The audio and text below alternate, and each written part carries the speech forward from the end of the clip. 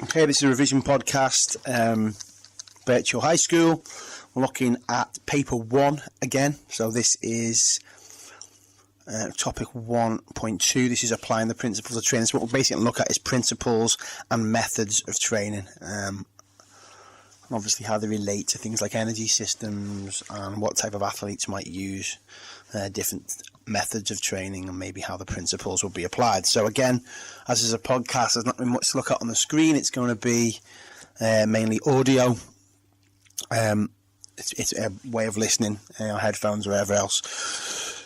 So first of all, we're going to look at principles of training. You will know that they spell sport or nearly sport. So you've got specificity being the first one, and this is making the training specific to the sport or muscle group that is being used. So obviously, if you are a long distance runner, you're going to train doing long distances, so your training is specific to the sport. If you're a footballer, you're going to obviously do ball work as well as fitness work because it's specific to your sport. You could be the fittest person in the world, but if you're not good on the ball skill wise, you're not going to be successful in your sport. Any sport with that should apply to. If you're table tennis, if you're badminton, you're going to do some training specific to your sport, both in terms of the type of fitness you need and the skill level that you need for your sport. Also consider whether the sport is aerobic or anaerobic, whether you require cardiovascular fitness, etc., etc. But making the training specific to the sport or the muscle group that's required. We've then got progression, and progression is quite important because if progression isn't applied when you're training, you'll probably manage to cause an injury. So progression is gradually increasing the demands of training over a period of time so that you improve and your fitness improves. Making sure you don't increase it too fast because this could cause injury and then reversibility would occur. So gradually increasing the demands of the training over a period of time so that the body adapts and becomes fitter, and therefore hopefully makes you more successful at that sport, but ensuring that if you increase it too fast, you will get injuries and you won't be able to train at all. We've then got overload, and overload is where you push somebody training beyond their comfort zone to allow adaptation. So you do a little bit of a bigger jump to allow adaptation to take place. And adaptation is where the body adapts to training, so therefore you can increase the level of training again. Again, you wouldn't do overload all the time because this could cause injury, but you could do a couple of days of overload or possibly a week of overload, and you push the performer beyond their normal comfort zone to force adaptation, so to push the body on further in terms of fitness level. So you might get things like weightlifters increasing the weight. You might lift, I don't know, for the sake of argument, 40 kilograms one week, 50 the next, 60 the next, but all of a sudden you jump to 80 to see if you can overload the body and make a jump in fitness by allowing adaptation to take place. Again, you cannot overload for too long because you might cause injury. You've also got reversibility. Reversibility is to ensure that training is maintained. If you stop training, the effects of training are reversible. So basically, it's ensuring that you can continue training over a period of time to ensure that you get fitness gains. If you stop training, you will lose fitness. There's normally two reasons that you stop training. So one would be an injury. So if you're injured, you can't train. And then when you come back from that injury, you'd have to go do progression again to ensure that you didn't make the injury worse or get injured again. Or because you finish a season, so you get a break, and then when you come back, you go into a pre-season where you gradually build up the fitness level using progression. If you stop training, the effects are reversible and you will lose fitness. So obviously reversibility comes into play as soon as you stop training. Off the back of that, we've also got the FIT principle, which you should already know as frequency, intensity, time and type. And the FIT principle is used really for overload. So if I want to make my training harder, I can apply one of frequency, intensity, time and type to make my fitness level jump. So anytime I want to increase the training or make it more difficult or overload training, I use one of frequency, intensity, time and type. You could actually use more than one. Just to make it a little bit harder. So I can either increase the F for frequency, is how many times you perform in a week. So let's say I'm currently training 3 times a week. I might jump to 4 times a week because that would increase the frequency of my training. Some you might hear of rugby teams, football teams, netball teams sometimes doing double sessions in a day would increase the frequency of training. So you might train twice a day instead of once a day. I can Increase the intensity of exercise. So intensity is how hard you train. So I'm going to train for exactly the same amount of time, exactly the same number of times, but within that time, I'm going to train harder. So that could mean lift heavier weights. It could mean run a longer distance in the same time. It could mean work harder in a session, but it would mean increase the intensity, would mean increase how hard the sessions are that you are training. I could also increase the time. So obviously it would mean make the sessions that I'm doing longer. So I've got 3 sessions a week. They are currently an hour. Next week I'll train 3 times a week, but I'll train for an hour and 20 minutes, therefore increasing the time of each session, hopefully increasing my fitness level over a period of time. You could also increase things like sets and reps. So I might do an extra set of weights on the end, or I might do an extra set around a circuit, or whatever it may be, so I increase the overall time that I'm training for and hopefully getting fitness gains or overloading my training.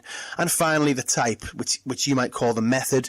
So I could change the method of training I'm doing to get different types of fitness gains. People tend to train in the same way all the time, so long distance runners obviously will do long distance running, and sometimes it's good if they maybe change the method and use swimming or cycling, or maybe do some weight training. And you might have heard of football or rugby teams doing things like yoga sessions, because it actually will use different types of muscles or increase the skill in a slightly different way. So if I train the method of training, how I train, then I'll hopefully get fitness gains that way. So frequency, intensity, time and type. The FIT principle is to overload training and hopefully get fitness adaptations.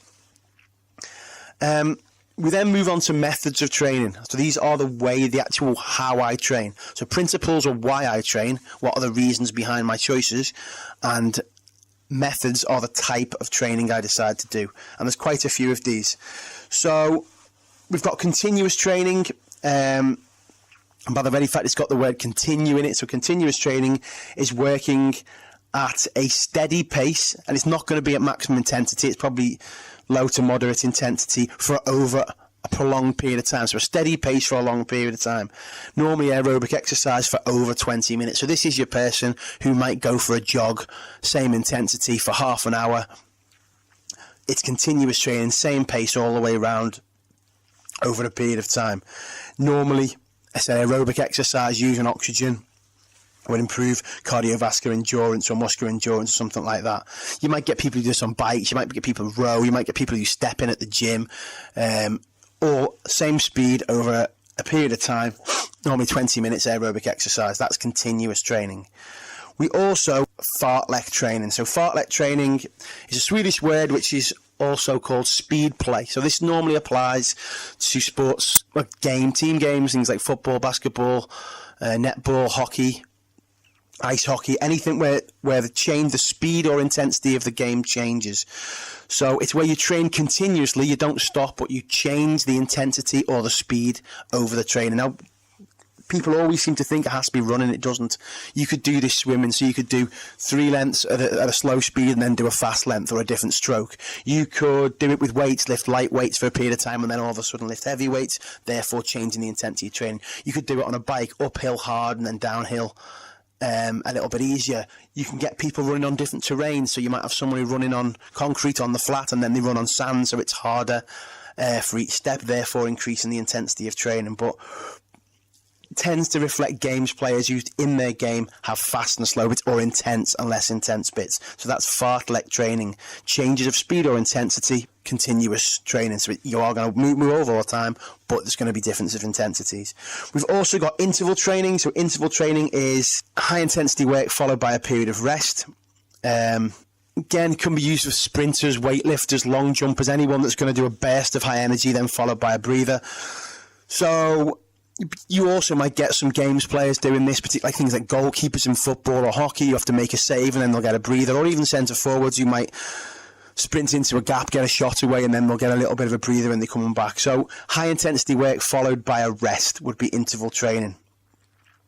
Within interval training, there are a number of different types of interval training you can do. So one of them, and you should know all these one is called circuit training. So circuit training is a series of stations where different exercises take place, normally in a particular order, so make sure you don't work on the same part of the body all the time. And it's used to increase either muscular strength or muscular endurance, depending on how you set up that circuit. A circuit training session can be set up in any single way you want. You could have 10 minutes at each station, you can have 30 seconds at each station, and there's normally a rest in between each station where you recover and then you move on to the next one. Normally you can also have fitness and skill circuits. So fitness circuits would just work on general overall body fitness, or fitness specific to a particular set of muscle groups, and then skill circuits would work on the skills in that sport. So I think there's an online video on YouTube of Andy Murray doing a skills circuit. So he's doing serves at station 1, volleys at station 2, forehands at station 3, lobs at station 4, backhands at station 5, and he works a couple of minutes on each one and then he moves to a different station. So there's skills and there's fitness circuits as well, normally with a rest in between each circuit.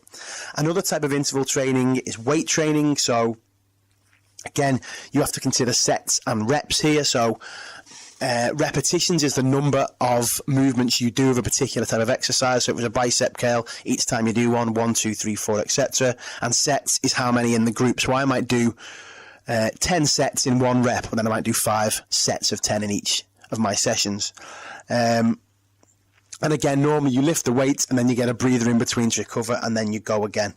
Normally to increase muscular strength or muscular endurance, depending on what you're doing. Remember, if you want muscular strength, you go for heavy weight and low rep, and if you're going for muscular endurance, you go for low weight but lots of repetitions of it. The next method that would then relate to interval training would be plyometrics. So plyometrics is a series of explosive exercise, normally jumping or bounding or hopping, and this improves dynamic strength. And again, there's some great videos of this online. Anthony Joshua in particular jumping off boxes and then exploding back up with power, so you get full power across the movement. And it's normally said hopping, jumping, bounding type of activities used to develop explosive strength. Really good for things like high jumpers or long jumpers or triple jumpers who need that explosive strength to get up in the air. And it improves the power and the speed which the muscle contracts over the full range of movement. So plyometrics is another type of interval training. Obviously you get a break after each set you do.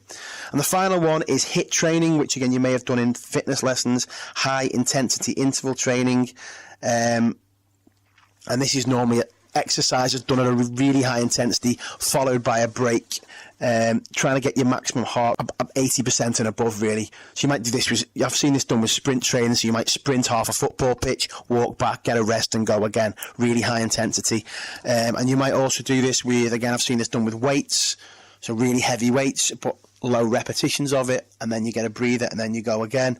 I've seen it with hill running or sand dune running, where you run up a sand dune as fast as you possibly can, then you come back down to the bottom, then you get a break. Really high intensity interval training, 80% of your heart rate max, and then you get your breaks. And again, the fitter you get and the more you apply the principle of progression or possibly overload, the more of these you'll be able to do. So they are the main principles and methods of training. Just make sure in the exam, if these questions come up, you get the keyword principle or method. If it's principle, we're talking about sport, or I said take the T off for sports, and then off the back of that you're looking at the fit principle, which will obviously help overload. And if you're talking about method, you are talking about how you actually train. We've got continuous, fartlek and interval, and then within interval you've got circuit, weight, plyometrics and high intensity. Think about the specifics of the sport before you say what method they will use. They normally put a picture up of a particular type of athlete and then talk about what methods. A lot of athletes will use more than one method. So if you're a footballer, for instance, you're going to use probably all 3 of those methods. You do some continuous training, so you've got stamina, aerobic endurance for the whole game. You'll do some fartlek training because it's fast, slow, and it'll replicate what happens in the game and the intensity changes. You'll do some interval training maybe to improve your speed, but within your interval training you probably do some circuit training, skill and fitness. You probably do some weight training to improve muscular strength or muscular endurance. You could do some plyometrics to get that explosive strength, particularly if maybe you're going up for headers or goalkeeper trying to win the ball off crosses. And you might even do some high intensity interval training, some HIIT training to get work particularly hard so you can do more shuttles and sprints. You'd use lots of different methods, not just one. One, because you get bored. It's boring to always do the same type of training method. And 2, because you want different types of fitness gains and adaptation to take place in lots of different ways. So they are fitness principles and methods.